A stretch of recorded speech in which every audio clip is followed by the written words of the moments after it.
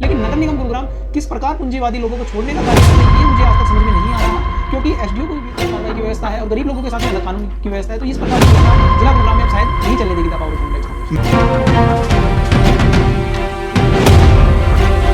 विज्ञापनों का गलत तरीके से कराया जा रहा है प्रचार। आपको बता दें, जी हाँ, गुरुग्राम में नामी ज्वेलर्स के द्वारा विज्ञापन गलत तरीके से चलाया जा रहा है। आप सही सुन रहे हैं, हम बात कर रहे हैं गिरिराज ज्वेलर्स की, जो सोना चौक पर स्थित है। गिरिराज ज्वेलर्स के द्वारा विज्ञापन खुलेआम चलाया जा रहा है। आपको बता दें, power of human right foundation के द्वारा इस पर याचिका लगाई गई, जानकारी ली गई, इस तरीके से गलत प्रचार प्रसार ना किया जाए, लेकिन इसके बावजूद गिरिराज ज्वेलर्स के द्वारा गलत तरीके से प्रचार थमा ही नहीं। तमाम आदेशों के बावजूद भी प्रचार लगातार जारी है। नगर निगम गुरुग्राम में इसकी सूचना दी गई, क्या है फिर वह कोई भी आला अधिकारी इस बात पर सुनने को तैयार नहीं है या किसी पर कोई फर्क नहीं पड़ता।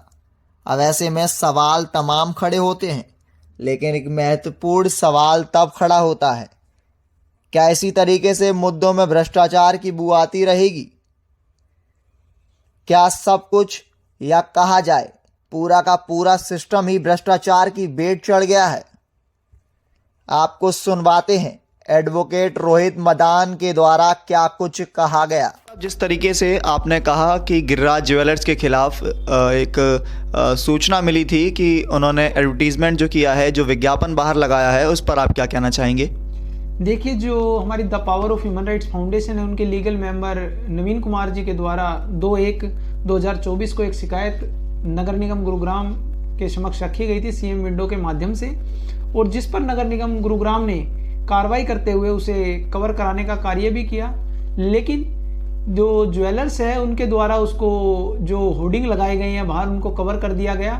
लेकिन कुछ ही घंटे बाद उन होर्डिंग को पुनः उनके ऊपर से कवर हटा दिए गए, जबकि वो होर्डिंग बिल्कुल रिमूव किए जाने चाहिए, क्योंकि वो जो ऑन रोड है, ऑन रोड तक आए हुए हैं। हम ये नहीं कहते कि वो अपनी एडवर्टाइजमेंट ना करें, वो अपनी एडवर्टाइजमेंट करें। हमारी किसी व्यापारी से किसी प्रकार की कोई दुश्मनी नहीं है। हम चाहते हैं सभी व्यापारी भाई मिलकर कार्य करें और साथ करें और गुड़गांव के विकास के लिए करें। लेकिन नगर निगम गुरुग्राम किस प्रकार पूंजीवादी लोगों को छोड़ने का कार्य करता है ये मुझे आज तक समझ में नहीं आ रहा, क्योंकि एसडीओ को भी इस बारे में बताया गया, जेई को भी इस बारे में बताया गया, लेकिन अभी तक कार्रवाई नहीं की गई है। क्या शिकायतकर्ता लगातार इन शिकायतों के बारे में पहले तो शिकायत करे, उसके बाद अधिकारियों को बताता रहे?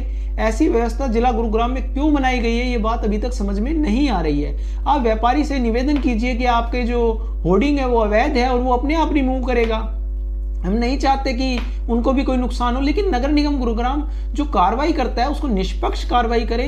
इस प्रकार की कहते हैं ना, पूंजीवादी लोगों के साथ में अलग कार्रवाई की व्यवस्था है और गरीब लोगों के साथ में अलग कानून की व्यवस्था है। तो इस प्रकार की व्यवस्था जिला गुरुग्राम में अब शायद नहीं चलने देगी the power of human rights foundation. मैं आपसे जानना चाहूंगा, आपने कहा कि अवगत कराने के बाद भी किसी प्रकार का कोई संज्ञान नहीं लिया गया, यानी कि साफ स्पष्ट होता है कि ये सभी जो शिकायतें हैं ये भ्रष्टाचार की बेट चढ़ जाती हैं? ये बिल्कुल, ये निश्चित है कि उच्च अधिकारियों को भी मेरे द्वारा मैंने निवेदन किया अधिकारियों से कि ये लीगल टीम मेंबर ने इस पे शिकायत की है और हम चाहते हैं कि गुरुग्राम में अच्छे कार्य हों और लोगों को परेशानियां ना हो।